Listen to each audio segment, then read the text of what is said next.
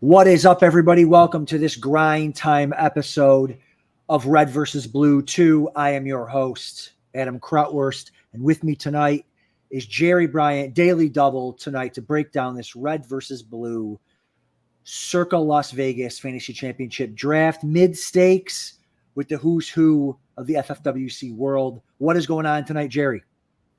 I'm sitting here at South Padre Island celebrating my grandson's 7th birthday. I got to get too close to the screen so you can't see the background. There's waves crashing behind me right now. That sounds awful. That sounds terrible. The waves crashing. Thank you so much for joining me tonight for this. I am in this draft. I am picking 8th, and you are just going to critique all the picks, break it all down. You're a veteran drafter yourself, so you'll be able to lock in here and have some fun with it tonight. But the boss, Scott Atkins, was not able to make it tonight. He had to call in sick. It's his last sick day of the year. So that's it. No more calling in sick. Right, you're right, Jerry? Yeah. Did his grandma die again or what? Oh, no, that's right. The dog ate his homework. There you go. So. Yeah. So tonight we're going to start breaking this down here. I'm going to talk about the guys that are in this event, though, tonight. A lot of the high-stakes guys are in here, big FFWC guys, but we've got Predator 1, Derek Grier is in this draft. Gadsby, Ray Cowart is here with us tonight. Grape Apes, I see Gary Allen in a lot of drafts. Something in the Orange, Matthew Lyons and Toby Bialcini. I hope I pronounced that right. Christian Kirk's groin is in here. Andrew Palermo picking 7th right in front of me. He can't wait to snipe me all night. I've been sniping him so far this summer a bunch. So Andrew is going to make life hell for me tonight, I think. Team Cruz 7, Russell Cruz in the house. Love drafting against Russell. I draft against him here. I draft against him in Kentucky, a couple other places. If Spencer's tuning in, Spencer, I'll see you soon. I'll see you in Kentucky. That'll be fun to hang out with those guys. Resistance is Futile, Scott Lawrence and Jim Budzik. Team Meyer and Henry, William Meyer and Garrett Henry. I've seen him in a bunch of these before. Zulu Romeo Bravo, Steve Mercer in the show tonight. Square Hammer, Red versus Blue 2. Ashraf Ibrahim in here with us. I know Ashraf's a veteran of these as well. Team Krautwurst, which is myself, and Mad Dads of Girls Gone Wild. Todd Zio in the draft as well. So Jerry, what do we think about our crew tonight, Red versus Blue? Well, I know most of these guys.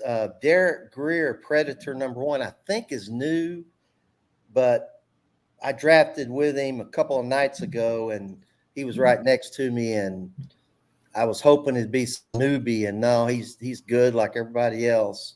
So we need Scott to start finding some weaker players because this guy, he drafted a hell of a team. That's right. Ray Cowart, drafted against him for years. I think he plays a lot of, high stakes, mid stakes. Grape Apes, Gary Allen, been drafting against him for years. Matthew Lyons, I believe I know him. I've seen him around here. Andrew Palermo is one of the top players, I promise you, in this at full time. And, I've got if I could bet, I would bet in the next 3 years he wins a main event. That's how good he is. He's one of the few guys I actually listen to. Well, if I have anything to say about it, that doesn't happen. I love Andrew, but listen, you're gonna have to get through me and Jerry first. All right. Yeah, he's brilliant. He spends more serious about these drafts than anybody I know, but he has more fun with them than anybody I know. He's one of my favorites. Russell Cruz, God, ever since I've been here, since around 2013, I've seen his name. He's been in all the big stuff. So Scott Lawrence, talk to him all the time. One of my best friends here.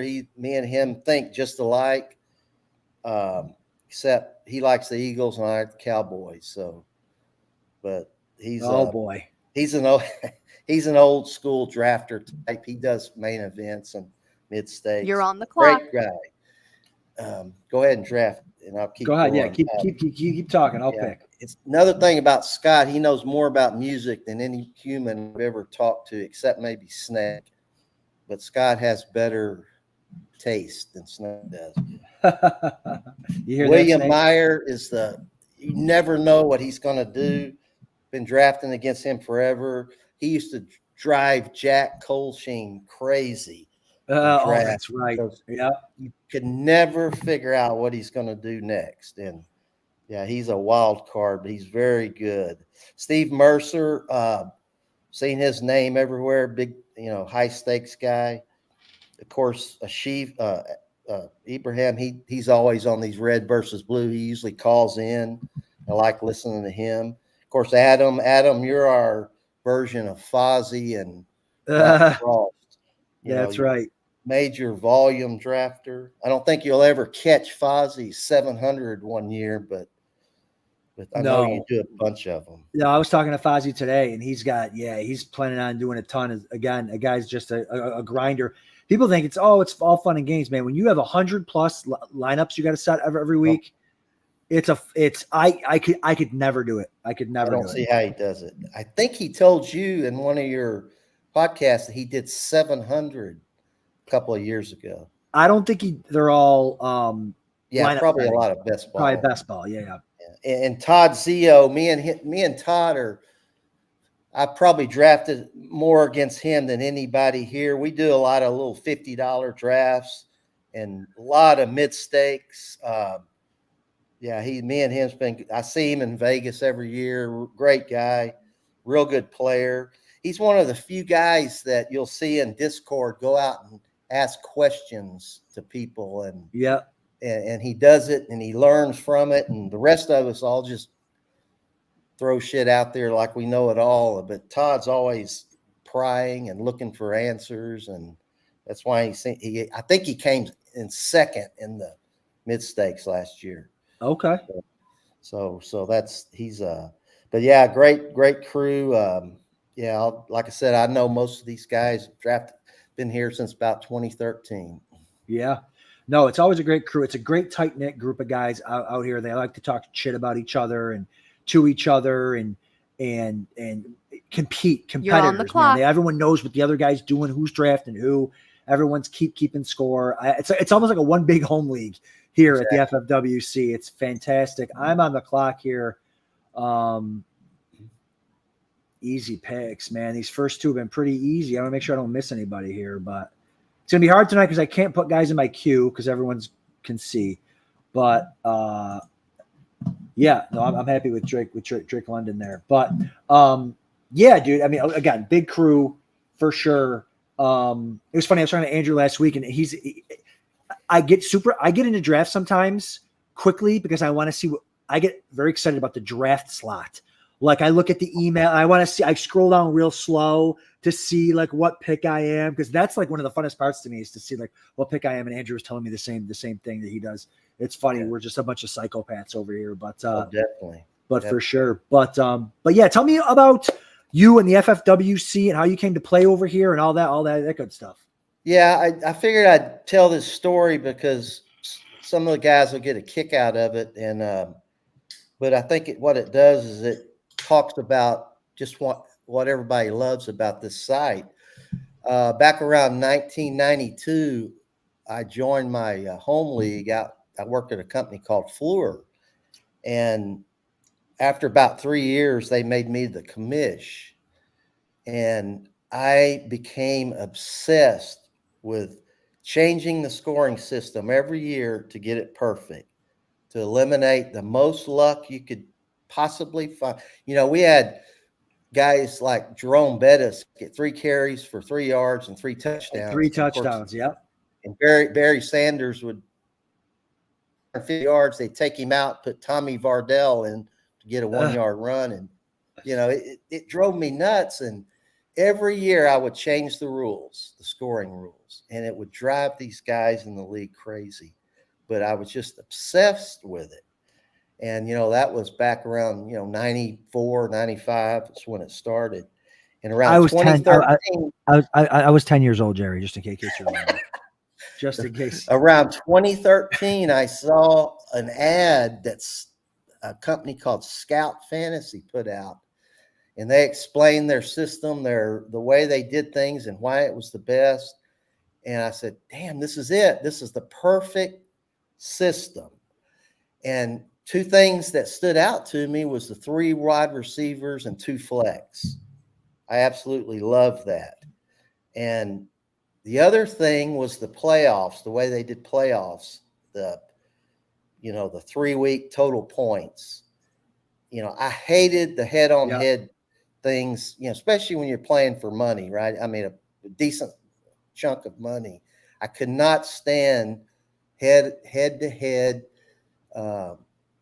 championships, because you may play a team that, that was the 4th best team, and he scored more than he had all year, and you're out all of a sudden. So it drove me crazy. So anyway, I'm almost finished, but I think this is the good part is, so I got me and 3 of my buddies, okay, I thought were the best players in my home league. And we're all good players. To this day, those 3 guys are still very good. And we joined a main event at Scout. And I think back then it was about $1,600. So we all threw in $400. We went to Buffalo Wild Wings, and Scott started announcing the players, and we had Chad Schroeder, the number 1 player in the world, and Santos, the number 7 player in the world. Russell Cruz was probably in it, Kukas, Kurt Kukas, all these. And these guys looked at me and said, why the hell are we in this?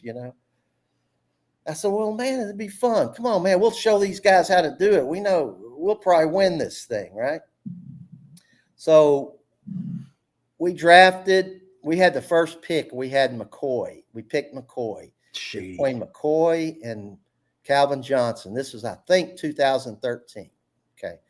The team was called Sugarland Express because we worked in Sugarland, Texas. Yep. Okay. Well, we ended up 0-13 that year. And there were 355 teams in the main event that year, and we were the only 0-13 team. I'm proud of you. So what that showed us was these guys are good. Yeah. And this system was different, totally different than what we were used to doing. And but anyway, it ever since then, our home league, we've followed these rules, and it's the best. I can't stand the tight end premium leagues, the different 2 wide receiver, 2 flex, or 3 wide receiver, 1 flex. I can't stand playing in those. This is, I think, by far the best format. This is a great format. I love it. The 3 receivers, the 2 flex, it really pushes the limits here. And also, honestly, the best thing about the FFWC and full time is the live draft, man. I mean, the experience in Vegas when you go out there, you feel like a high roller. You're drafting in suites. You're drafting. Last year we were at Top Golf as well. Last year I drafted there. You're right at Circa, the best place to do this in the entire world. The Thursday night party, Friday night, we'll have to make something happen again this year, but it's just such a great time. They do it right. The food, the drinks, the experience is absolutely wonderful. So yeah, kudos to them, the best in the business. And it's fun. It's fun to do these. I like doing these mid stakes. I like doing the high stakes ones too. But shout out to Scott Lawrence in the chat tonight. Todd, Zio, Ash, what's up, Ash? Lawrence, Curtis. Everyone's here tonight, getting in here. Listen, pop some questions in here, talk some trash in the chat tonight. Let's have a good time. I am on deck here coming up, and then after I pick, we'll finish out the third round here, and then maybe we'll start breaking down some of these teams. What do you think? What do you think, Jerry? Sure. Yeah, let's break down their starts versus the first round. Yeah, I can do that. Yeah. Let me see. Oh, come on, Jerry. You know who I'm looking at here. You already know. Let me show you the board. Is he still there? Let me see if you can figure out who I'm going to pick. Well, I know who it is, but I can't believe he's still there. Oh my God. Why don't you diversify? No, not tonight. We're not diversifying tonight. So I'm going to go with running back. I'm going to have way too much of this guy. We're going Devin A-Chain. And I took him at the 210 the other night, and I was fine. I'm fine with her 211, wherever I was. Bijan and Achane. I didn't think there was going to be a running back in the third that I was going to like. I thought for sure he'd be gone, but here he is. And that's with a guy in front of me going running back. So, but no, I'm super happy with that start for sure. But you want me to start with the first three teams here, Jared? Yeah, let me say something about Achane real quick. I was telling Andrew the other night that this guy's going to kill me because he's like my heroin and I'm an addict, right? I just can't. Yeah, I'm just addicted to him. Yeah. And of course, other night you got him from me, but yeah, I'll be trying to get as much as him as I can. Yeah. Yeah. Go. Yes. Once you start. Yeah, I can't wait to. Anthony hates him. Anthony says he's a bust. Listen, if you think he's going to get hurt, fine. But as long as he doesn't get hurt for the year, he misses 4 or 5 games. Most running backs miss 4 or 5 games. The games he plays, he's going to be a top 3 running back. So, and he's my RB2. So I'm fine. I'm fine with that. All right, Team 1, Gatsby. I got to be honest. The first and second pick this year, and maybe even the third, I kind of hate because I don't like. At this point in the offseason, I don't like the 2-3 turn. Nothing. There hasn't been any camp news. There's been no injuries. There's been nothing. And I think the 2-3 turn is just kind of a flat tier for me. That's why I've been taking Achane at the 2-3 turn because I like the pop that he brings to a roster. Pittman, Moore, Collins, Evans, Waddle, they're kind of like a flat tier for me. So I don't love picking in there. So McCaffrey, you feel like you have to pick McCaffrey or Lamb at the 1-2 here. Another reason why I don't like picking at the top, but Gatsby goes McCaffrey, Moore, Collins. Fine. I can't argue with that. Those guys are going at ADP there. Maybe Moore was a little bit early, but Collins, he could be the wide receiver 3. He could be the wide receiver 2. He could be the wide receiver 1. I'm not really on Collins because I just don't know. No training camp yet to really break that down. So it'll be interesting to see kind of where Nico Collins finishes as the receiver there for Houston. Team Meyer, CeeDee Lamb at 2 overall, fine. I love it. Kyren Williams, Isaiah Pacheco. I think that's a little early to double tap a running back in this tournament. You really want to have 3 solid receivers, and you can start up to 5. Pacheco, I like. I got him in the late 4th in the other night's draft. So at the 302 isn't value. I'm okay with one of them. I wouldn't take both. Kyren, I don't want to give too much away of my strategy, but I'm kind of off Kyren this year because he's Achane, but around earlier and kind of less competition. But we'll talk about that later. And then I like to start Tyreek Hill, Pittman Evans. Again, Pittman Evans is a flat tier for me. Hill's good, flat tier for me. Starting 0 RB. I'm on deck. Go ahead, Jerry. Yeah, you're on the clock. Yeah, picks 1 through 3, the second and third rounds, it's pretty much the same guys. So you're just, it's almost flipping a coin. Let me ask you something. DJ Moore and Nico Collins. I mean, they're both on teams that have 2 other, valid options at wide receiver. And I don't know what to do about those guys. I love DJ Moore's as a football player, and but man, he's got Allen and the rookie, and then of course Collins has Tank Dell, who's one of my favorites, and Diggs. So I mean, man, I don't know what to do about those guys. Yeah, sorry. Who are you talking about there, Jerry? DJ Moore and Collins. Yeah, I just don't know what to do. Again, both of them are in receiving courses. They have 3 good receivers, and then you got Komet, you got running backs who can catch the ball. Like and not knowing at that point in the draft, it's tough, so, but again, I get that's where their ADP is. That's why I don't like drafting up there at all. And that's why I take Achane a lot up there. Cause we don't know. It's too early. Now, again, this will change in a month where there might be injuries. If we get an injury to a receiver here and a receiver there, now all of a sudden you are more confident in the guys to take, but right now it's kind of tough. Yeah. I'll go through team 9 through 12. Zulu, Steve Mercer, AJ Brown, of course, and Taylor. I've been hung up on Taylor or Barkley. I'm back and forth on those 2, and talking to Andrew the other day, and he talked me into Barkley, so I'm back on Barkley there. Debo, high upside. Tank Dell, I love Tank Dell, but again, he might be the third receiver on that team. But he's going in round 5. I guess late round 4 is just a little early, but man, I love the player. U of H guy. Love my U of H guys. There you go. Scott, the next guy, Scott, Resistance is Futile. Marvin Harrison, I won't own any Marvin Harrison because I will not pick him where he's going. And I know, Adam, you've got a bunch of him, and you've been getting him a little later. A little later, yeah. Yeah, Devontae Adams. I mean, I love Rashad White. I can't believe I've been seeing him go late in round 4, middle round 4. That's crazy. He was the number 4 running back last year. I don't understand what's changed. Nothing's changed there, right? Except, I guess, the different offensive coordinator. But not much has changed there. I think the thing with Rashad, I think it's fine. He's fine as RB12. The thing about it is he just wasn't good last year. Like he wasn't efficient at all. He wasn't a good player. He just got a ton of volume and a ton of catches. So which is what you want from your running backs, but with the new offensive coordinator, if some things change, it could really hinder him. But I'm okay with him at running back 12 because who you kind of stacking him up against? Other running backs kind of in the same situation. Yeah, but he was efficient. You don't get points for being efficient. Sure. And he was running back 4 last year. Yeah. So I'm really confused as to why he's dropping so far. And this is actually kind of early from what I've been seeing. Kirk, I like Kirk more than others do. So, I like that start for Scott. I love the 3rd pick and the 4th pick.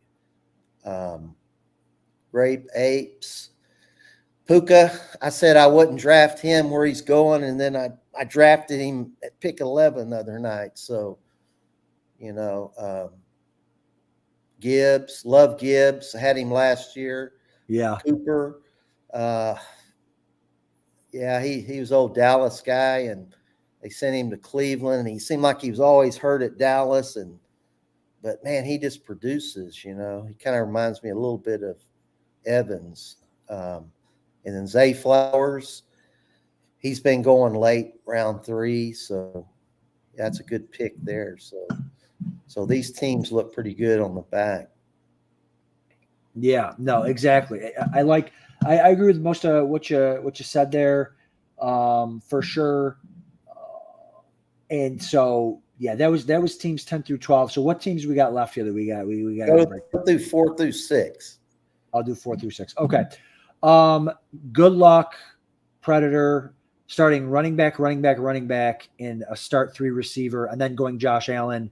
Here comes, I'm hoping 9 straight receivers for Predator, but I don't think it's going to work because then you got to pick what receivers you're going to start every week. Good luck. We'll see. We'll see if it can work. I like Hall. I like the players. Love Hall. Like ETN. Love Henry. Josh Allen's my guy. So let's see how the rest of this draft plays out for Predator. Chase Barkley, Cup Allen, fine. I have no complaints. Stevenson, no complaints there. Don't hate any of the players. Got a little bit of value on Barkley. And I love Cup this year, actually. I think he's going to be better than wide receiver 19 if he stays healthy. So I think that'll be good for them. I like the build so far.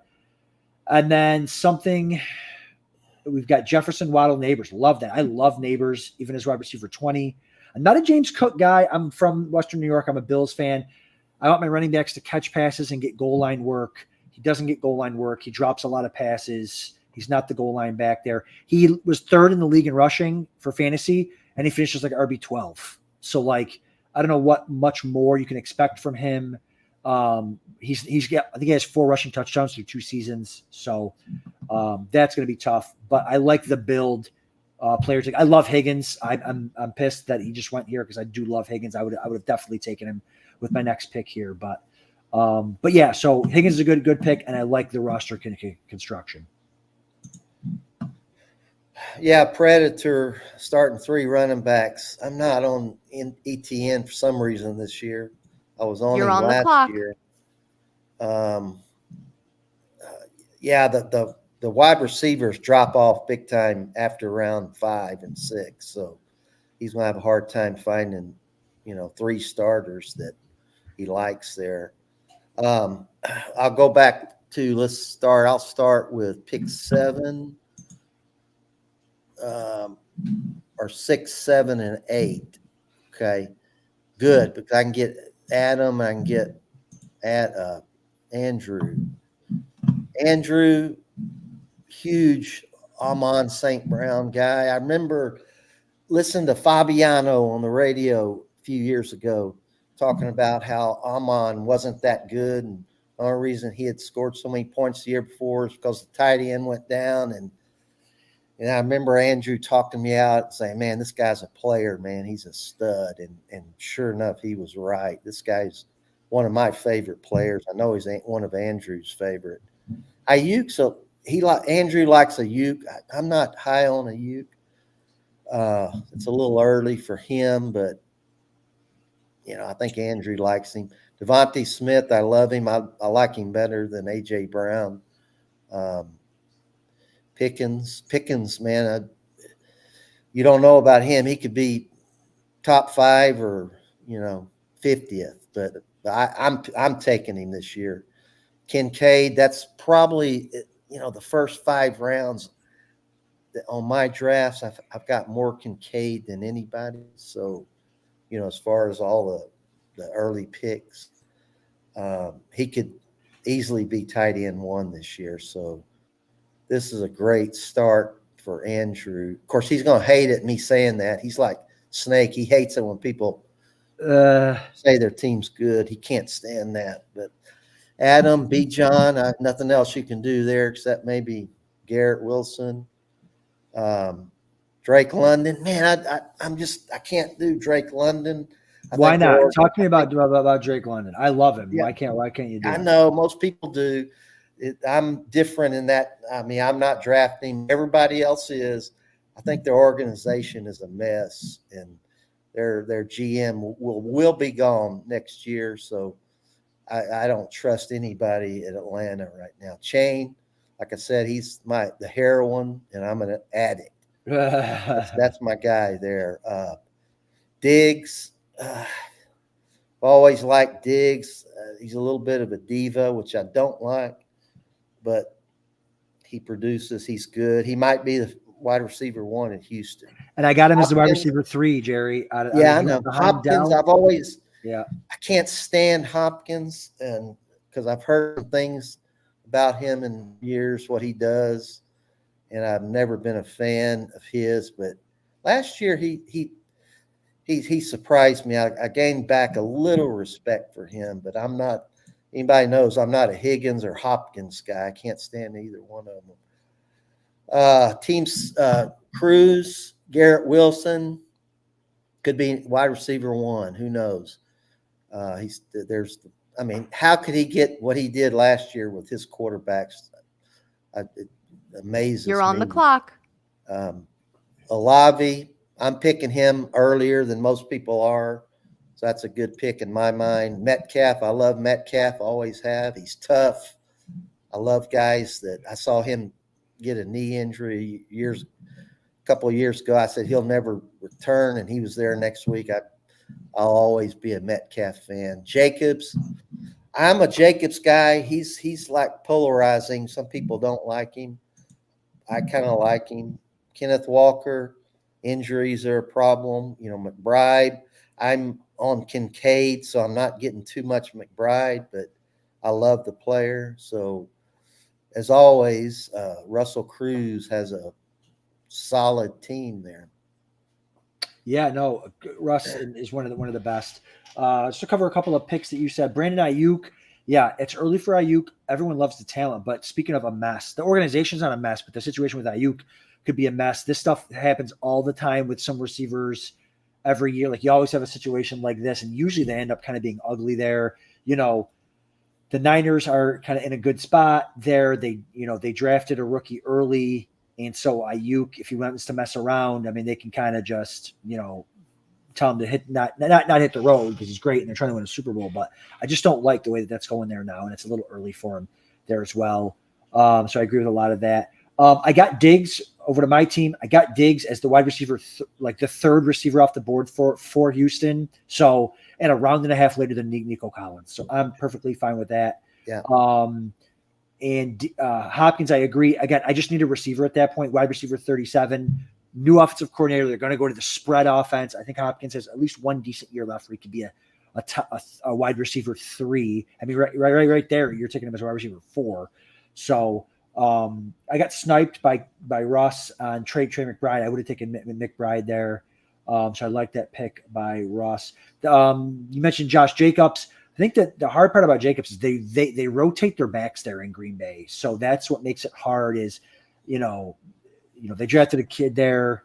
Is he going to be the starter? I mean, Jacobs will be the starter, but again, another guy that wasn't very efficient and they split carries. So that'll be an interesting situation. I think Jacobs will be okay, but and again, Russ started 3 receivers. So it's like, you got to go get a running back eventually. So I don't think it's a terrible pick at all. So. Yeah, on Hopkins, yeah, I've been hearing the spread offense stuff. That's always good to hear for fantasy. So they should be throwing the ball all over the place, from what I understand. Yeah, for sure. So I took Deontay Johnson as wide receiver 40 as my wide receiver 4. I want to get your thoughts on Deontay Johnson. So Carolina they got the young quarterback that they want to put pieces around to see what they have in their quarterback. They go out and they trade for Deontay Johnson, grab him. He's always been a target monster, target earner there. I mean, who's his competition? 33-year-old Adam Thielen, who was insane like the first half, but then fell off because he's old. I mean, I think you trade for a guy to bring him in to see if your quarterback's good. He's going to get targets. Wide receiver 40, I'm happy with it. What do you think about Deontay Johnson and maybe just the Carolina offense? Yeah, well, I think, like you say, a couple of years ago, I didn't like him, but I started watching him, and I forget who the quarterback was, but he looked at him ever play. That's all he looked at was Deontay Johnson, and I gained some respect for him as a player. So if Bryce Young, if he latches on to him, I mean, like you say, who else has he got? So he may catch 100 balls this year, and I think they've got to be better than they were last year. I know the quarterback will. Who's their coach? I forgot. I think it's the what's his name from Tampa. Oh, the Tampa Bay guy, yeah. The OC, yeah. I can't remember his name off the top of my head, but they're good. Their defense is terrible, so they're going to have to throw the ball. Like they're going to be playing from behind. And so again, he's not a flag plant guy, but as wide receiver 40 and my fourth receiver, I'm fine with it, for sure. So, anything stand out to you, Jerry, so far in this draft as far as like positional type stuff? I know, quarterbacks and tight ends usually last a while over here at the FFWC. Kelsey goes almost a full round later than normal. He usually goes at the 3-4 turn. He goes to the 4-5 turn in this draft. Quarterbacks usually last until the 5th round. This you got Josh Allen go off in the 4th. And then Predator just has to make the detour to go get James Conner as his RB4.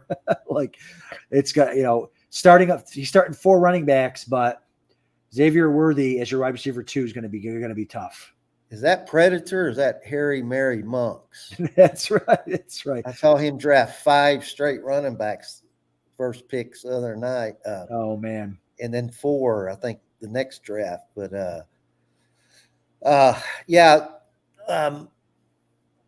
let me ask you something, Adam. What do you think about stacking players and redrafts? I've never been a big fan of it.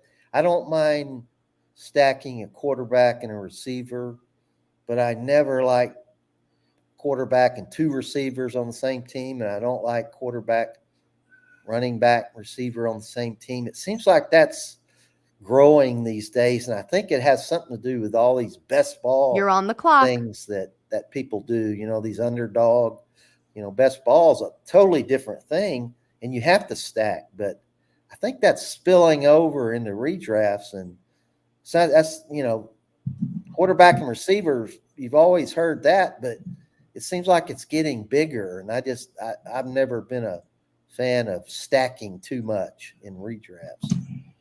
Yeah, I completely agree. As I am about to take, maybe not. Sorry, I'm on the clock here. Let me just make my pick, and then we'll. I think it's a receiver that I love. Nope. All right, I'm gonna go with. Yeah, I'm gonna go this route. I'm going with the hyper fragile team here tonight, Jerry.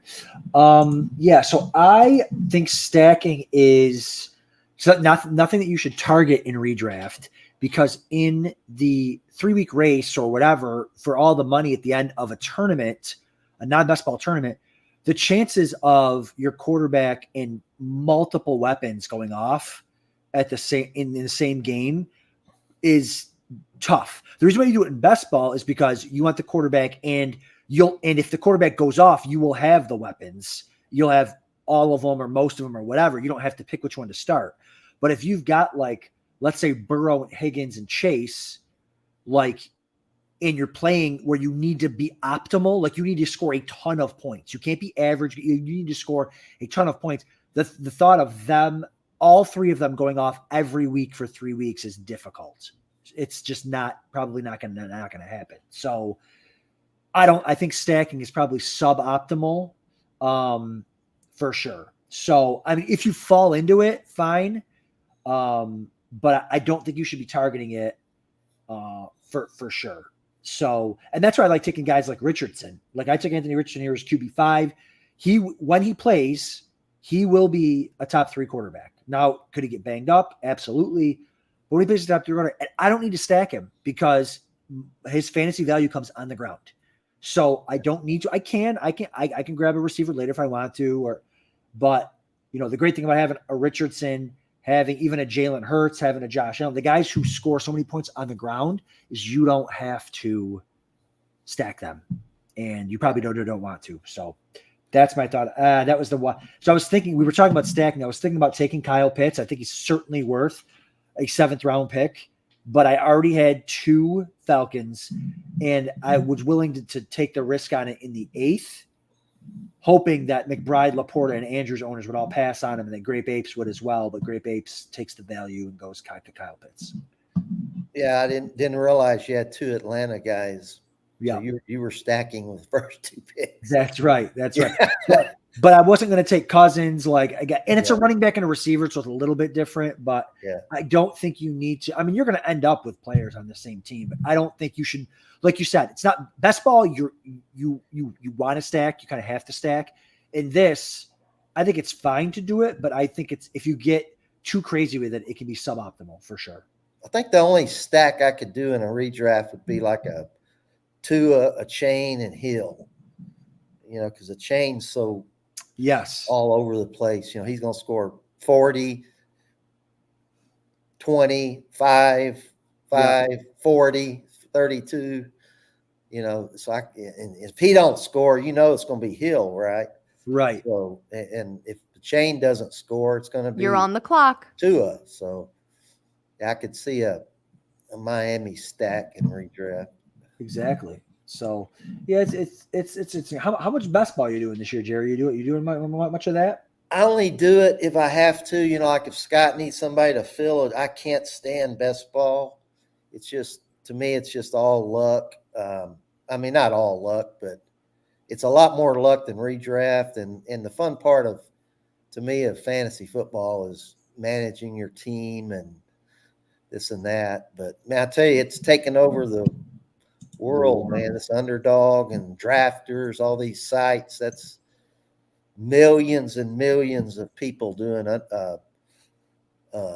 best ball drafts these days. But I'm not a fan. I don't do it unless I just need to help Scott fill a draft.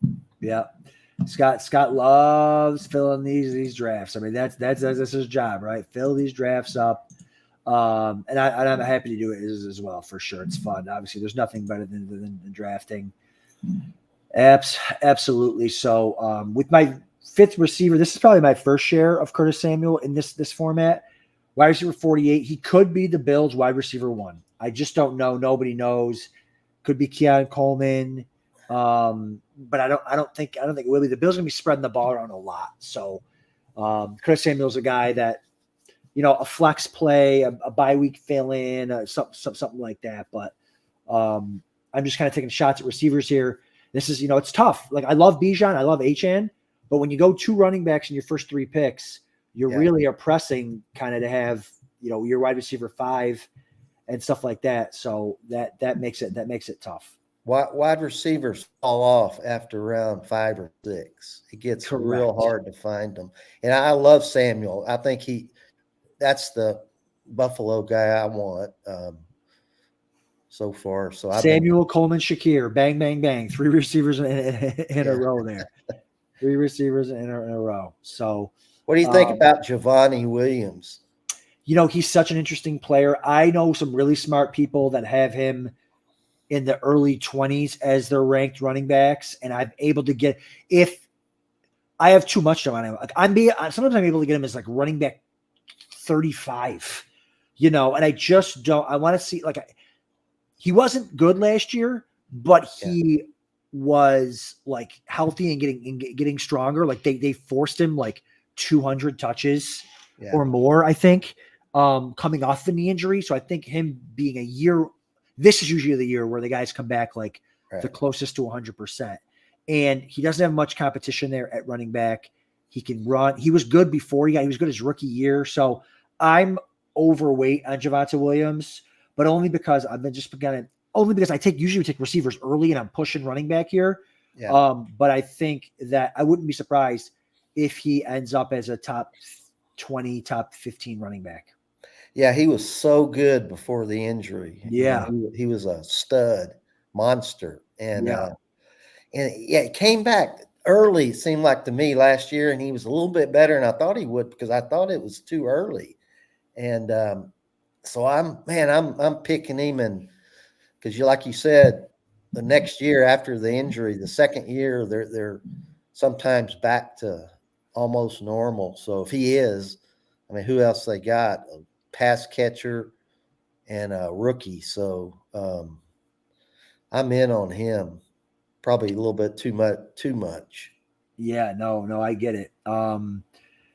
These tight ends are kind of going off the board here. You saw, Ferguson goes off there to the, speaking of stacking, Ferguson and CD Lamb.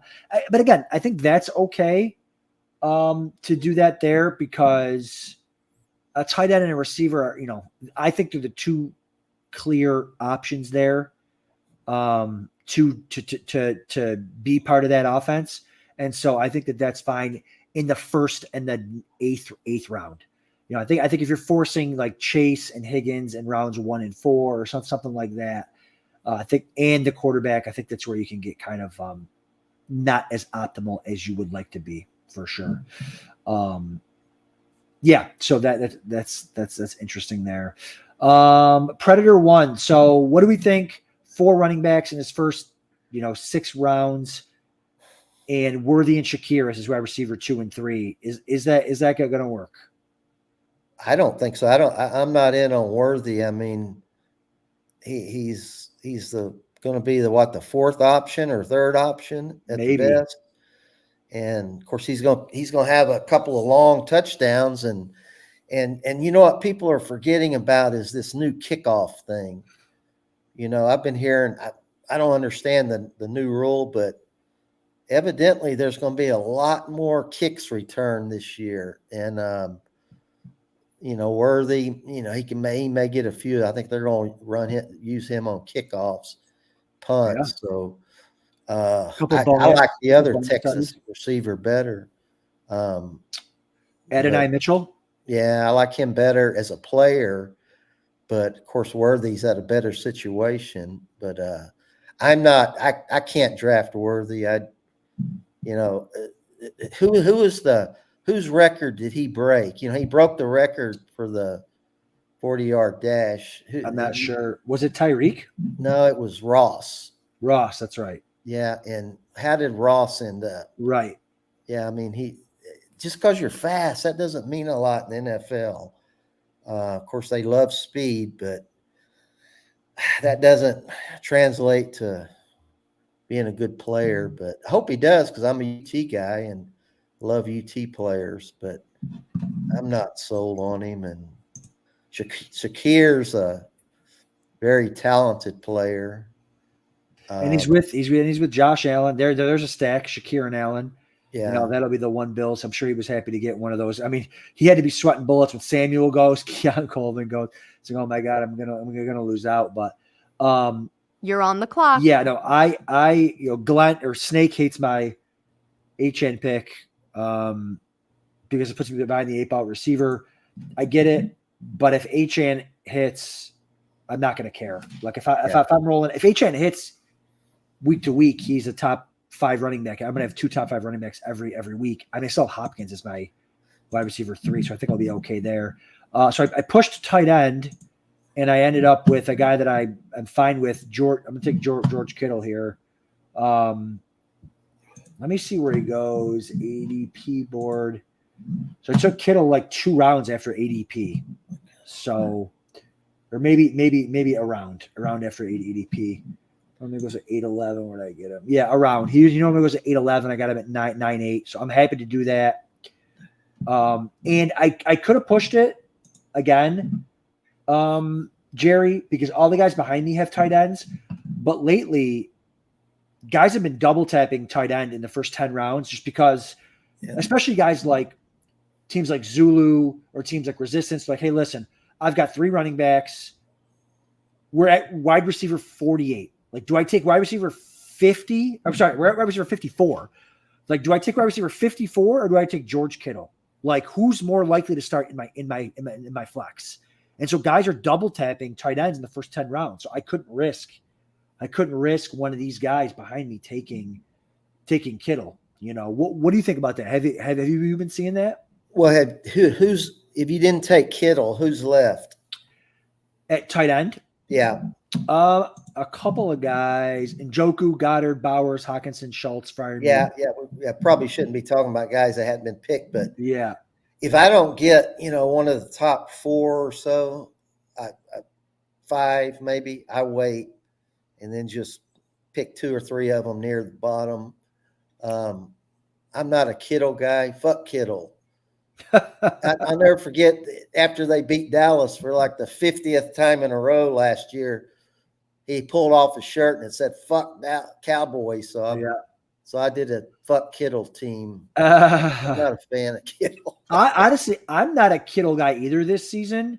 But I think at tight end 9, I think it's certainly fine. And I think, he has the upside. He has the weekly upside again.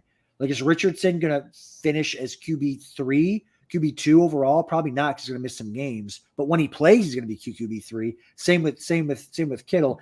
Not the injury thing, but when he plays, he has every year he goes on these sprees of 3 straight games where he's unstoppable. Right. So if I can get that out of him, I don't think the guys behind him going, like you said, I like. There's a couple of guys I really like that we won't talk about, but I think he has that potential to smash any week on this slate. So I think that'll be super interesting. But you're right. I'm not a Kittle guy normally this year. In fact, this might be my first share. So so interesting. Love. So Grape Apes gets his quarterback. Jordan Love, does he stack him with anybody? No, sir. Kyler Murray, who I really like, is QB9, goes off the board, stacked with Marvin Harrison. Again, I think one is good.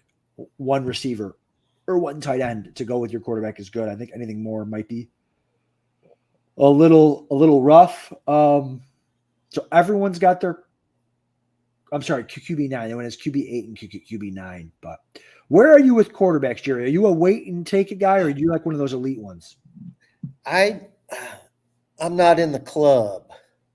I kid Andrew about this all the time. There's a club of high stakes players that think, oh, if you take a quarterback early, you don't belong in the club, right? Something wrong with you. And I'm not in that club. I like to get You're on the clock. Pacheco, Allen or Mahomes or Hurts. I like to get one of those guys if I can. And the reason I think that way, and I might be wrong, in fact, this year I've never seen more quarterback ones out there that you can wait.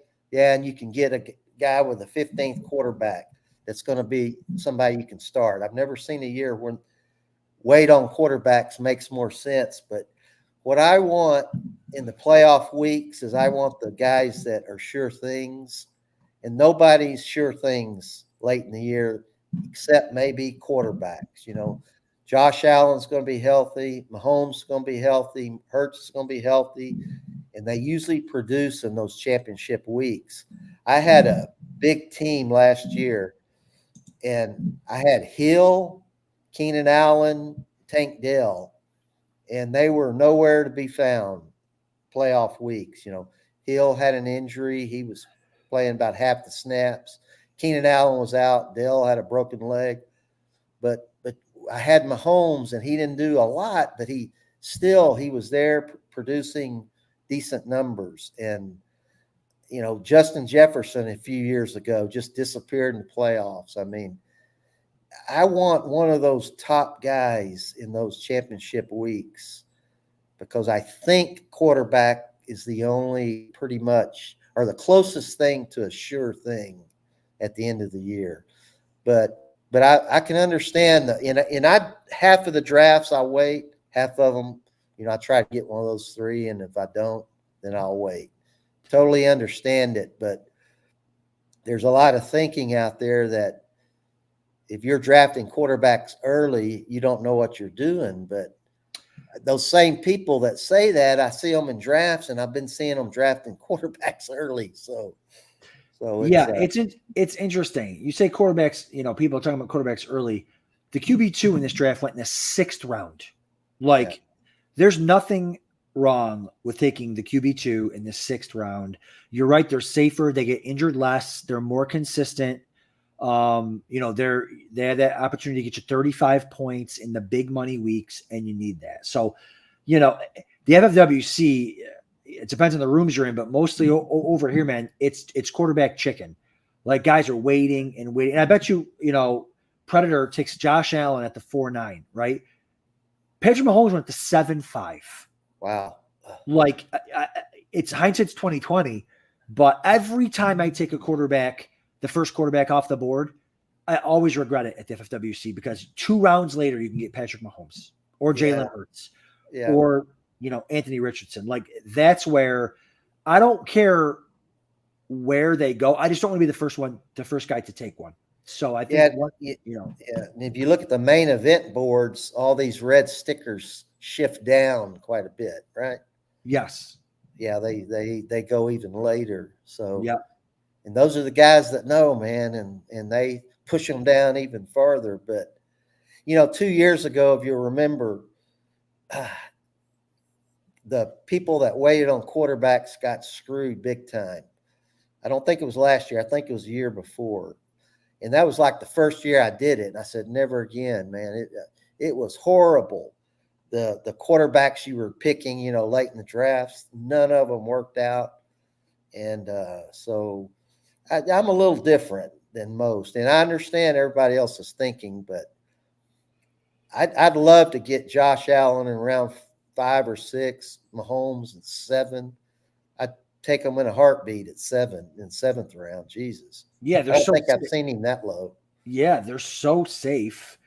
And like Mahomes or, you know, Xavier Worthy or, you know, Jackson Smith and Jigba, who I like this year. But it's like Mahomes is going to be fine. Now, again, last year it was a down year for him fantasy-wise. But this year the guy's got weapons galore. Right. You know, so I think, I think there's just, you can't go wrong when these quarterbacks just go, and tight ends go so much. Yeah, on tight ends, I just thought of something. There's a very prominent player that I've been in 3 or 4 drafts with him, and he's taken Kelsey and right with his 3rd pick in every single draft. So, you know, that's another guy that's getting pushed down to. He went to 4-5 turn here. Right? He went to 4-5 turn. I mean, super late. Yeah. Again, it's like everyone's waiting for that person. It's like quarterback. Everyone's waiting for the guy to take the tight end 1 or the quarterback 1, and then they're going to go on a run.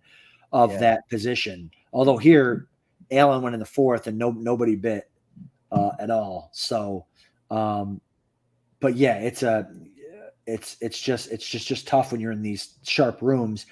I mean, Blake Corum is my guy who I love. Russell Cruz must have known. I mean, he just sniped him from me in the 10th round, Heartbreak Hotel.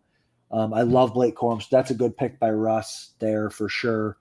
So there we go. I know it's round 10 and 11, but in the Njoku Bowers double stack or the double tap by Predator, right? Like just waiting. And then you know what? I'm going to take tight end 10 and tight end 12 instead of wide receiver 59 or 60. Like one of these guys is going to be in my flex. The chances are it's going to be Bowers, not, Rashid Shaheed. So that's why the interesting team 3's punting punting tight end.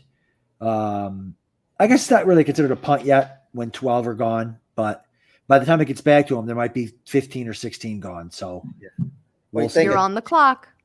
Go ahead and make your pick, but what do you think after you're done? Look at Team Meyer. He went 4 running backs in his first 6. What do you think about where he sits now? I got to be honest with you, Jerry. I was sweating freaking bullets about Jalen Wright making it back to me. I wanted Wright to go with Achane, so I got that double Miami stack there. In case of injury, I'm okay with betting against Mostert. Mostert's 32-33. Miami has shown that 2 running backs can smash every single week in that offense. I'm okay. So Jalen Wright, when I have Achane, Jalen Wright's important for me to get. The fact that I was able to get him at RB45, I was sweating bullets, man, there. So I'm happy that Charbonnet's a fine pick too. Charbonnet's fine. But Wright fits my team build better. Sorry, Jerry. What was your question? Well, yeah, Charbonnet, I think he's my most owned player. I like Charbonnet for sure. I've just been picking him everywhere. I don't know why, but and as far as Achane and Wright, you got to take Wright. Yeah. In these best balls, these few super flex and best balls I do, I've got teams with Achane, Mostert, and Wright, and I'm happy because they're going to produce one or two of them. Right? 2 of them every week. Every week. Produce. And but yeah, my question was like Meyer. Meyer went 4 running backs in his first 6 picks, like Predator. Yep. So take a quick look at his team and tell me what you think after doing that. Yeah, I still don't like it, but I like it better than Predator because he's got Lamb. It's like a hero wide receiver build. And personally, I like Godwin a lot this season. So my player take changes a little bit of my opinion on it because I do like Godwin. I think Godwin's going to be much better moving back to the slot this year. So he's going to start 4 running backs every week. And then he has to start 3 Sutton, Myers. I might have skipped over. Prescott makes sense, obviously, with Ferguson and Lamb. But Goddard, again, I like Goddard to start 11 a lot, but I feel like you really got to just start pounding receiver because Myers are 4 and you're thin, man, bye weeks, injuries. It's going to be really tough. You need to load up on receiver. And I feel like maybe you should have passed on Ferguson at 8-11. Let's see what Ferguson for again, the receivers aren't great, but Brian Thomas at Dunze Power was just another dart throw at a receiver there. He didn't know he was going to get Goddard in the 11th. I understand that, but I think you just got to throw freaking darts at receiver. If you're going to fade receiver, you got to be ready to just throw darts at guys that you don't really like. Yeah, but remember too, and the guys that are picking 2 tight ends, sometimes one of them is their flex. Yes. But then what I don't get in that situation, but I've seen people take Laporte and then, Pitts, and they're thinking, I'm sure I'll start one of them in the flex, right? So, but the problem with that is when you use your pick on like Montgomery is your flex, he's your 6th round pick, or Mixon, you know what I mean? Like you've already got your flex already. A solid, like a rock solid flex, not like a dart, I don't know. Montgomery's going to be a solid flex player. So again, I like Goddard in the 11th, but I really think you got to just close your eyes. And you're not going to like any of the receivers. It's receiver 59. It's receiver 60. You're not going to love them, but sometimes you just got to take them because you have to, which is which is what Snake was saying. Like, you get behind the 8 ball on receiver when you're on the clock. Early, and the other thing too is like there wasn't value there. It's not like, oh my God, instead of Mixon, he took like Achane fell to the end of the 4th, or Rashad White. Like, there wasn't a player that he had to, like, there was no crazy value that fell to him. Kelsey was the value if you're value hunting. It's your pick. Yeah, I'm on the clock here. But that, I don't know. That's my thoughts there. That's my thoughts. All right. There's a guy standing out to me. I'll do it. So the 1B in Minnesota, Ty Chandler. Love it. Adam, you mentioned Snake, and I remember on your show with him the other night, he mentioned that last year he diversified his rosters, and it was his worst season he had ever had, and he wasn't going to do it. He never done it before, and he's not going to do it this year. I just went and checked all my mid-stakes teams, and man, I don't have any studs hardly twice. So I've been subconsciously, diversifying, I guess, because I have very few guys more than one, 2 or 3 times at the most. So what are your thoughts? I told Snake this. I said, Snake, what I like to do is diversify early, and then as we get later on, start picking my guys over and over and over, right? That get my guys. But early, we draft so early now. I don't want to have 10 mid-stakes teams with 7 CD Lambs on them, right? Because if he goes down, you just thrown, $4,000 in the tank. So, but I can understand picking your guys over and over later on in the season. What do you think about that? That makes a ton of sense, Jerry, as far as especially by like mid-July, if you've got like 7 CD Lambs that gets hurt in training camp, you're like, dang, man, that sucks for all those teams. So that makes a ton of sense. Sting makes some good points. You got to do whatever works for you. I remember a couple of years ago, I was super high on Cooper Kupp the year that he broke all the records and was unbelievable. I was very high on him, but I wanted to divert. Like, I didn't want 40% Cooper Kupp in the 4th round because of injury. When I didn't diversify, and then I won a ton of money that year, but I felt like I could have won more if I would have done what Snake was saying and planted my flag. So the next year, I went overkill on this same type of situation. I remember I was super high on forget who the other one was, but Juju Smith-Schuster in like the 6th round, coming to Kansas City. And I'm like, you know what? I'm not going to make the same mistake I made with Cooper Kupp, and I'm going to go get 60% Juju Smith-Schuster, or whatever it was, but I'm sure it wasn't 60%. But and he stunk. Now, he was wide receiver 18 before he got hurt that year. I'll never forget this because I was trying to defend it to myself. But it's when you're good, when you're right on a guy and you go crazy on him, it makes you a ton of money and it makes a ton of sense. But when you're wrong on a guy, it can, or 2 guys or 3 guys, it can certainly hurt you. Or not even wrong, if the guy gets hurt. Like, and the injuries to running backs, Jerry, the last couple of years, it's not all players, it's just been insane. The injuries since COVID, like, I'm not even talking about the COVID years, since COVID, I think it was last year I counted at one point through the first 4 rounds of the draft, like 19 of the 48 players drafted in the first 4 rounds had missed like 3 games or more through like 10 weeks. It was like, what are we even doing? So was that last year or the year before? Because I heard a stat on the radio the other day. They said last year there were 750 fewer games missed due to injury than there were the year before. So maybe it was 2 years ago. Yeah. Man, 2 years ago, it was bad. Really, the injuries were comical, right? And so they're always going to be bad in the NFL. And it seems to get worse every year. But, I was kind of surprised by that stat I heard on the radio that, 750, that's a significant number of fewer games missed due to injury. So, Yeah. Yeah. Yeah. I mean, that's good. Hopefully that's a sign of things to come, but I doubt it. And it sucks too. Maybe it was just my players this year. I remember, Jerry. So are you going to Vegas this year? Oh yeah. Can't wait. Yeah. So I was in Vegas last year. Loved it. My highest owned running back in my entire portfolio of teams was 4th round, or maybe it was later, but 4th or 5th round, J.K. Dobbins. Had him everywhere. Comes out, opening game, scores a touchdown, looks incredible.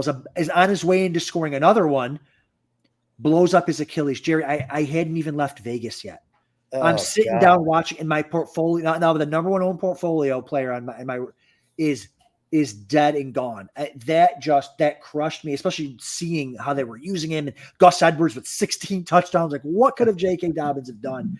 So I think it really just depends on like who your guys are and if it's the year where they get hurt. So I think that certainly has something to do with it. You know what you probably did? You probably went up to the counter and made some more bets to try to make up for what you just lost. And at least if the guy goes down in the first week of training camp, I can burn some more money and do some more drafts to make up for it. When he gets hurt 5 seconds into the season, I haven't even left Vegas yet. Oh my God, brutal. Yeah, one of the things I love about Vegas is I remember the party at Circa on Thursday. I think it was the first night there, and you see all these people, but you say, I think I know that guy, but I'm not sure because you never see their faces, right? Yes.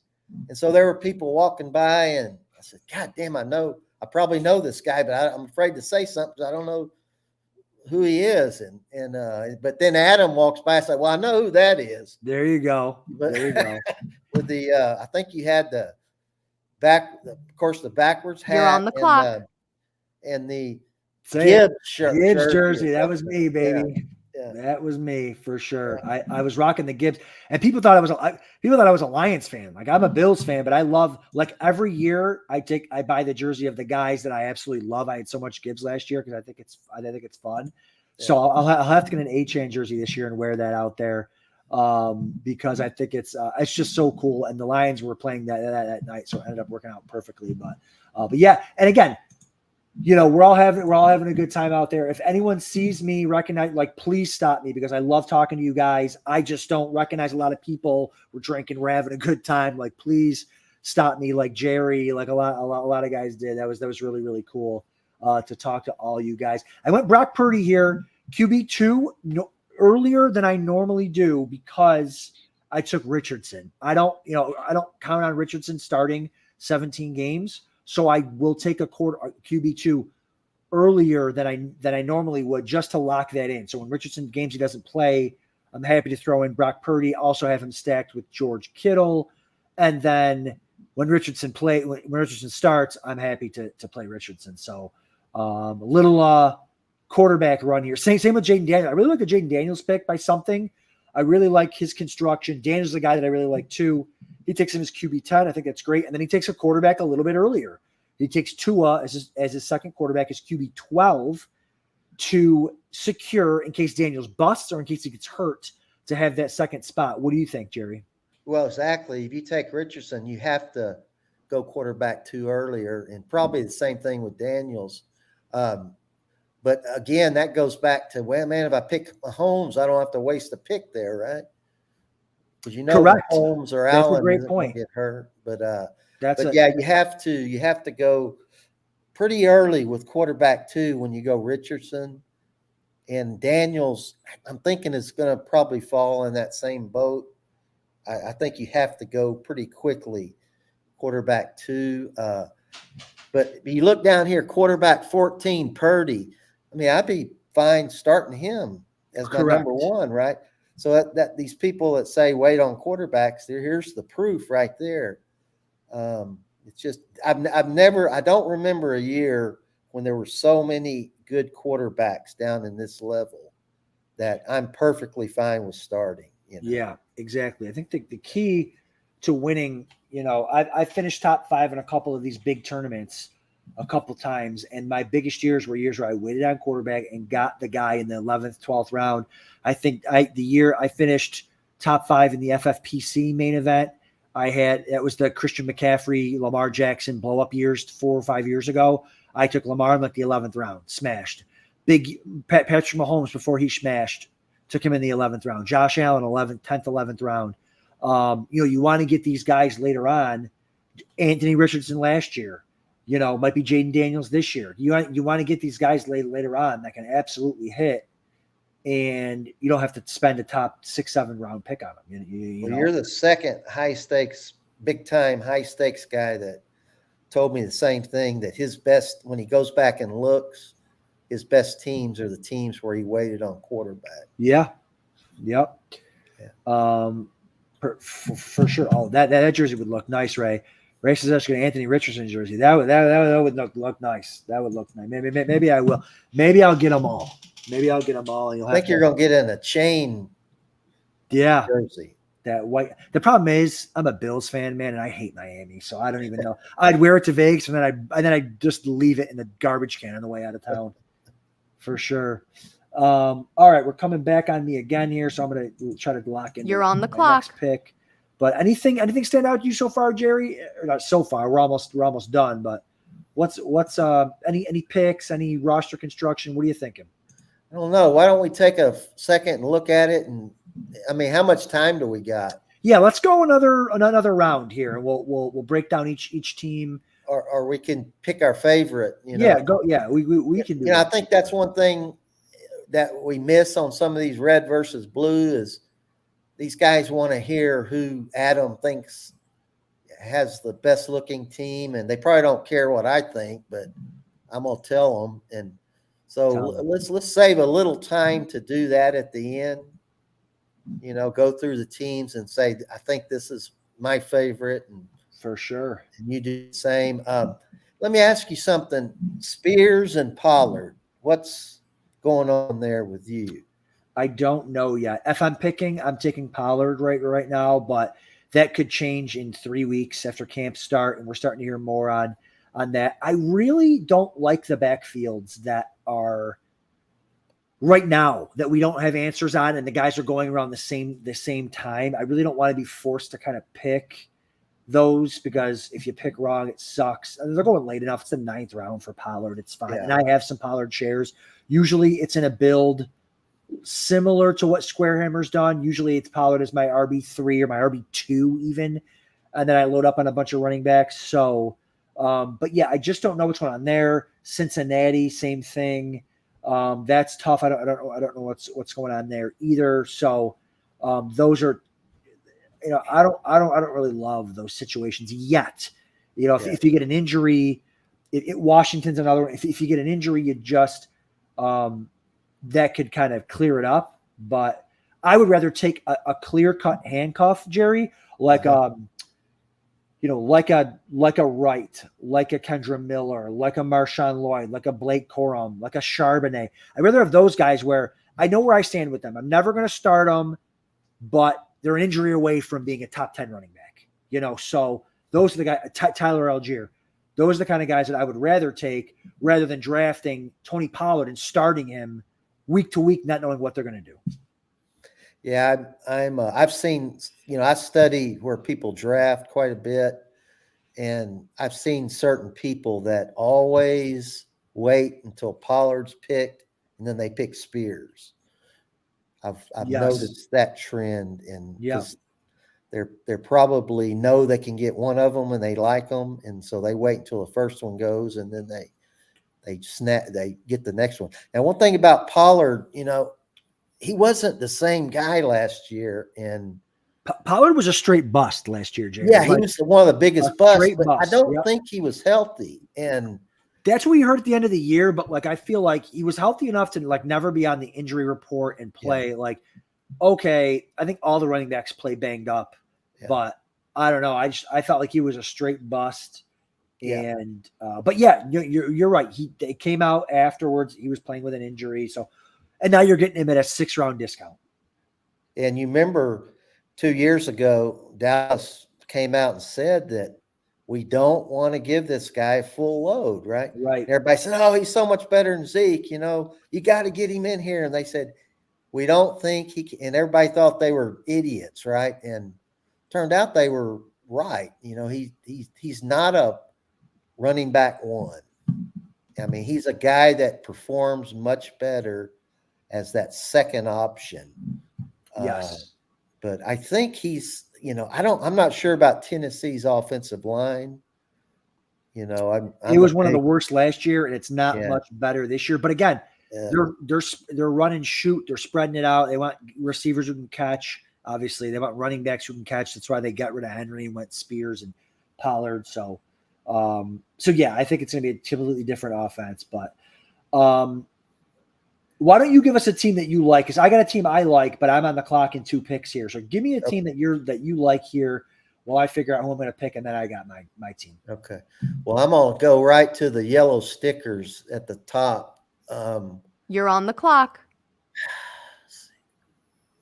Yeah, I love, as always, me and Andrew think a lot alike, so I try to avoid drafting in his drafts because we pick the same guys. So naturally, I'm going to like Christian Kirk's growing because those are my guys, and that's why I don't draft with him, because he picks my guys all the time. And probably they're my guys because I've listened to him over the years. But I like his team. I love Kincaid. As I think Kincaid might be the tight end 1 when it's all said and done. I'm not as high on McConkey as some are. I know Dr. Roto's high on him, and Harry Mary Monks has been drafting him early. I know Andrew likes him. I like his team. I go over to another 5 yellow sticker team, Mad Dog Dads. Hill, Pittman, Evans. Evans is just remarkable. I mean, think about what that guy's done. Every year, I think he's finished, and he just catches 12 touchdowns and 1,200 yards. McLaurin, I like him. He's, you know, I think he's sneaky good this year. Marquise Brown, I don't know to pick him or Rice, but I like to have one of them. Hope I hit, right? Yeah. His running backs, Jones, there's Spears. He's got 2, I don't know, he's got 1 starter, right? But Spears, Brown, Edwards. Well, I guess Edwards is a starter, so he might struggle a little bit there, but I love the 5 wide receivers start. I mean, there. Jerry, he might have 1 starter, he might have 4. Right. starters. At some point, he might have 4. You know, yeah, so exactly. you just don't know. And I love Dobbs or Dobbs, however you say it. He's Dobbs. Yeah. I think he might end up being there. You know, I love Reed also, but I think Dobbs is a lot better than people think he is. So those, I mean, right off without digging too much into it, those are the 2. And Andrew's going to cuss me out for picking his team, but I like those 2 teams there so far. What do you think? The team I like the most is something in the orange. I'm glad you didn't pick it. I was nervous. Something in the orange. I like the players and I like the build. I love Jefferson, Waddle, and Neighbors there. Fine, great. I don't love Cook, but I like the build of taking a running back there. I love Higgins as wide receiver 30-36. I would have absolutely taken him 2 picks later. And usually I get Godwin or Higgins in the 5th, which is why I ended up with like my first share of DeAndre Hopkins in this because I kind of was forced to. Love Jonathan Brooks as the RB20 there at, you know, in the sixth round. I think he's a late season, second half of the season guy that's going to smash. Singletary is probably the RB1 there. I'm on the clock here coming up, but I love Jaden Daniels. I love the build, and I love a lot of his players, his or her players, are my players as well. So I really think that something in the orange did a really good job doing that for sure. Make your pick. Yes, sir. I am gonna do that. And you know what I like about his draft too is he got Hubbard. You got to do that when you take Brooks. Yes, yeah, because Hubbard might start the year. Yeah, and then Brooks takes off, right? For sure. Before we go, Jerry, I want to talk about some of these tools I have over here as premium subscribers. Man, they've got this this ADP board that I'm going to share that I always use. I definitely use it a lot tonight. It's ADP board. It shows you the ADPs, and as the players get drafted, the light players here are the ones that I've drafted where they norm their ADPs. This is a super useful tool during the draft. You don't have to go to another website to find out what's going on this website. It's all right here in the draft room as a premium tool. Very beneficial to help you draft teams by also getting value as well. I'm going to come back to here, show this tab instead. But you could also do ADP list, stacking tool. We were talking about stacking, so you can come here and say, hey, I took Bijan Robinson in the first round. You can look up your own, they want last name. You can look up your own players or any players. Robinson, Bijan. Okay, I took Bijan Robinson, and then I also took Achane, Devin Achane. So there's only 2 other teams in this whole tournament that have Bijan and Achane there on the same team. So it helps you build unique rosters. It helps you be able to do things like that. I'm trying to think. I took Drake London. Let me see if there's a team that has London on it there as well, just to see how unique my team is. So there's only one other Bijan Robinson, Devin Achane, Drake London team in the entire tournament. And when you're playing in tournaments, man, that's what it's about. Having unique teams so that you're not building the same team as somebody else and then you're splitting money with them or whatever. Like, you want to have unique teams at the end. So this tool, again, incredible tool. No other site has this stuff. No, that's what I was fixing to say. Is there any other site that has this? Nope. There's other sites that have sister sites that do stuff like this for them, but not in the draft room. I mean, it's freaking incredible stuff. The cheat sheets are great too. Yeah, they've got the cheat sheet here where you can bring in your own cheat sheet, create your own cheat sheet. But here again, it'll show you who you drafted in green, who's available. The red guys are taken. I mean, these tools are just the best. And so, and I'm not just saying it because I'm here at the site. I mean, find me something else that does this. It doesn't exist. So, got to be that cheat sheet's free, but to get the other tools I was just showing you, it's part of the premium subscription. So go on there, sign up for that. It's especially if you're a high volume drafter, high stakes drafter, it's totally worth it. I think it's $49.99. Look, or $59.99. One of those. Either way, it's totally worth it. You need to have it. It's early enough in the season, where you can still get your money's worth out of it. Yeah, there's nothing that compares, I don't think. Predators, I think he's a newer team, and he drafted the other night, and one of the first things he posted on Discord is how good this draft software is. It's by far the best he had seen. So it's so good. It's so good. And the web version of it is great too. It's all on one page. Like if you're like me, I'm drafting all the time. I'm always on the fly. I'm coaching. I'm this, I'm that. You're going on there from the web based. It's all on one screen. You don't have to pop from screen to screen to draft and look at the draft board. It's all right there. It's super clean. They've really done a really good job over it the last 2 or 3 years. So kudos to Scott and the crew over there. They did an excellent job. So, Jerry, my man, thank you so much for joining me tonight. I know we've been going for almost an hour and a half here. So, these are just kind of late round picks for all these dudes. Are you in RVB3? Are you in Red versus Blue 3 by any chance? No, I'm always in Red versus Blue 1, and I think that's enough. The last one I want to do, because I kind of makes me mad that they do a 2 and 3 because I to me, Red versus Blue 1 is my favorite draft every year, and I'll do 60 drafts. Right? Yes.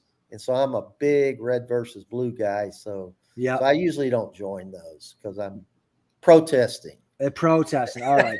Well, you're on here tonight to talk about your protest of Red versus Blue too. But I enjoy watching you guys talk about them. And Adam, your podcast seemed to be getting better. I wasn't able to watch a lot last year because I was working a lot of overtime, but I've been watching them this year, and they seem to be getting better every time. So, thank you so much. We're always trying to give back to the guys. I love doing draft. I love talking drafts, doing drafts, whatever.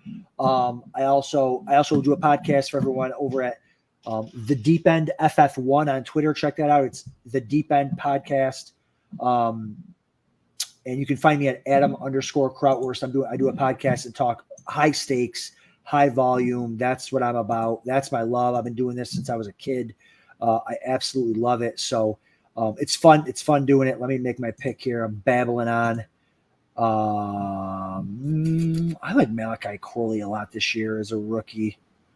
But I think Osborne might have a shot there to be the wide receiver 1, but believe it or not, whatever, it's the 17th round. So Jerry, dude, thanks so much for joining me. You're welcome on anytime. We'll definitely do another one of these before the season starts. And I'll see, when are you getting out to Vegas this year? You're coming out for the whole weekend? I'm going to be there Wednesday night and stay and watch games Sunday and then leave late Sunday. I'm going Thursday morning to Monday afternoon. I want to watch the games on Sunday. I'm gonna run a little VIP area at Circa and just kick back, relax with the boys. That's the way to do it. And celebrate. Leaving Monday's better, but going to Houston, there's a late flight to Vegas, so I can watch just about every game Sunday and most of the games Sunday night at the airport. My son, my wonderful oldest son, is birthday September 11th. So some years I really struggle to get out there. I've never missed his birthday, but like when his birthday's on Sunday, I got to be home for it. He is my guy. He loves the Bills. We watch the games together. So, but this year it's on like a Tuesday. So I'm like, buddy, great. I'll be back. I'll be back Monday. So it's really good. Well, let's get together. I'll buy you a beer out there. I'm in. And anybody wants to hang out, man, please come find us, especially Thursday night. The party's so good. But all right, thanks, all right, Adam. guys. Thanks for tuning in to Grind Time and the Draft. I think we have Red vs. Blue 3 next Friday. So tune in. Good luck to Scott. Feel better, buddy. And we'll see you next week, guys.